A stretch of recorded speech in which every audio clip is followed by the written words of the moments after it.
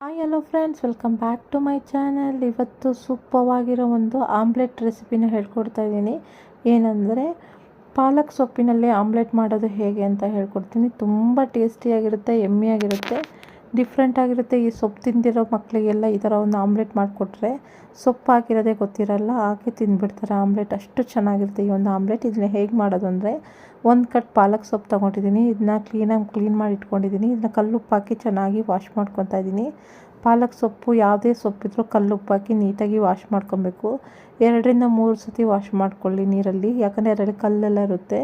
ಮಣ್ಣು ಕಲ್ಲೆಲ್ಲ ಇದ್ದರೆ ನೀಟಾಗಿ ಅದು ವಾಶ್ ಆಗಿಬಿಡುತ್ತೆ. ಅದಕ್ಕೆ ಒಂದು 3-4 ಟೈಮು ವಾಶ್ ಮಾಡಿ ತೆಗೆದಿಟ್ಕೊಂಡಿದ್ದೀನಿ. ನೋಡಿ, ಚೆನ್ನಾಗಿ ವಾಶ್ ಮಾಡಿದ್ದೀನಿ. ಇವಾಗ ಇದನ್ನು ಸಣ್ಣದಾಗಿ ಹೆಚ್ಕೊಬೇಕು ಫ್ರೆಂಡ್ಸ್. ಈಗ ನೀವು ಆಮ್ಲೆಟಿಗೆ ಕೊತ್ತಂಬರಿ ಸೊಪ್ಪು ಹೆಚ್ಕೊತೀರೋ ಆ ಥರ ಹೆಚ್ಕೊಬಿಡಿ. ನೋಡಿ, ಈ ಥರ ಹೆಚ್ಕೊಂಡಿದ್ದೀನಿ. 1 ಈರುಳ್ಳಿ ಹೆಚ್ಚಿಟ್ಕೊಂಡಿದ್ದೀನಿ, 2 ಮೊಟ್ಟೆಗೆ 1 ಕಟ್ ಪಾಲಕ್ ಸೊಪ್ಪು ಮತ್ತು 1 ಈರುಳ್ಳಿನ ಹೆಚ್ಚಿಟ್ಕೊಂಡಿದ್ದೀನಿ. ಈಗ ತವಾದಲ್ಲಿ ಒಂದು 2 ಟೇಬಲ್ ಸ್ಪೂನ್ ಎಣ್ಣೆ ಹಾಕ್ಬಿಟ್ಟು ಈರುಳ್ಳಿ ಮತ್ತು ಹೆಚ್ಚಿಟ್ಟ ಪಾಲಕ್ ಸೊಪ್ಪನ್ನು ನಾವು ತವಾದ ಮೇಲೆ ಹಾಕ್ಕೊಳ್ಳೋಣ. ಇವೆರಡನ್ನೂ ಚೆನ್ನಾಗಿ ಬಾಡಿಸ್ಬೇಕು.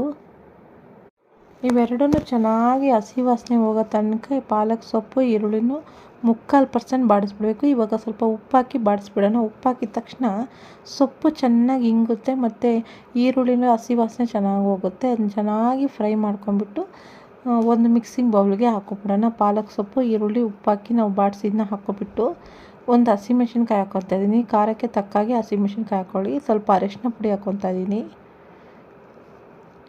ಈಗ ಖಾರದ ಪುಡಿ ಖಾರಕ್ಕೆ ತಕ್ಕ ಹಾಗೆ ಸ್ವಲ್ಪ ಹಾಕ್ಕೊತಾ ಇದ್ದೀನಿ. ಹಸಿಮೆಣ್ಸಿನ್ಕಾಯಿ ಹಾಕಿರೋದ್ರಿಂದ ಸ್ವಲ್ಪನೇ ಹಾಕ್ತಾಯಿರೋದು. ಮತ್ತು ಪೆಪ್ಪರ್ ಪೌಡರ್ ಒಂದು 1/4 ಟೇಬಲ್ ಸ್ಪೂನ್ ಹಾಕಿಬಿಟ್ಟು 2 ಮೊಟ್ಟೆನೇ ಒಡೆದು ಹಾಕ್ಕೊತಾ ಇದ್ದೀನಿ. ನೋಡಿ, ಹಾಕಿಬಿಟ್ಟು ಚೆನ್ನಾಗಿ ಬೀಟ್ ಮಾಡೋಣ. ನೋಡಿ, ಸೊಪ್ಪಿನ ಅಂಶ ಜಾಸ್ತಿ ಇರಬೇಕು, ಮೊಟ್ಟೆ ಅಂಶ ಸ್ವಲ್ಪ ಇರಬೇಕು. ಆವಾಗಲೇ ಸೊಪ್ಪು ಪೂರ್ಣವಾಗಿ ನಿಮಗೆ ಸಿಗುತ್ತೆ ಫ್ಲೇವರು.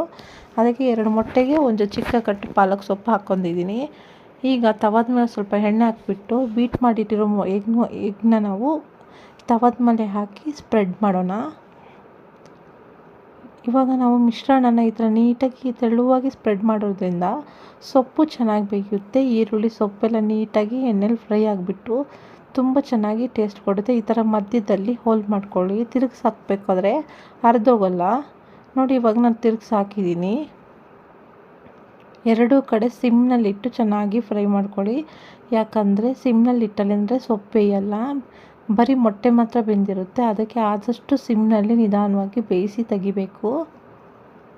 ಒಂದು 3 ನಿಮಿಷ ಬೆಂದರೆ ಸಾಕು, ಬೆಂದ್ಬಿಡುತ್ತೆ ಸೊಪ್ಪು ಬೇಗ. ಪಾಲಕ್ ಸೊಪ್ಪು ಆಗಿರೋದ್ರಿಂದ ಆಲ್ರೆಡಿ ನಾವು ಬಾಡಿಸಿರ್ತೀವಲ್ಲ, 3/4% ನಾವು ತವಾದ ಮೇಲೆ ಬಾಡಿಸಿರೋದ್ರಿಂದ ಆಮ್ಲೆಟಲ್ಲಿ ಅಷ್ಟೇನು ಬೇಯಬೇಕಂತ ಅವಶ್ಯಕತೆ ಇಲ್ಲ. ನೋಡಿ, ಚೆನ್ನಾಗಿ ಬೆಂದಿದೆ. ಈಗ ಸರ್ವಿಂಗ್ ಪ್ಲೇಟೆಲ್ಲ ಹಾಕಿದ್ದೀನಿ. ನೋಡಿ, ಈ ಥರ ಒಂದು ರುಚಿಕರವಾದ ಪಾಲಕ್ ಸೊಪ್ಪಿನ ಆಮ್ಲೆಟ್ ಮಾಡೋದು ಹೇಗೆ ಅಂತ ನೋಡಿದ್ದೀರಲ್ವ. ನೀವು ಸಹ ಮನೇಲಿ ಟ್ರೈ ಮಾಡಿ ನೋಡಿ ಹೇಗೆ ಬಂತು ಅಂತ ನನ್ನ ಕಮೆಂಟ್ ಬಾಕ್ಸಲ್ಲಿ ತಿಳಿಸಿ.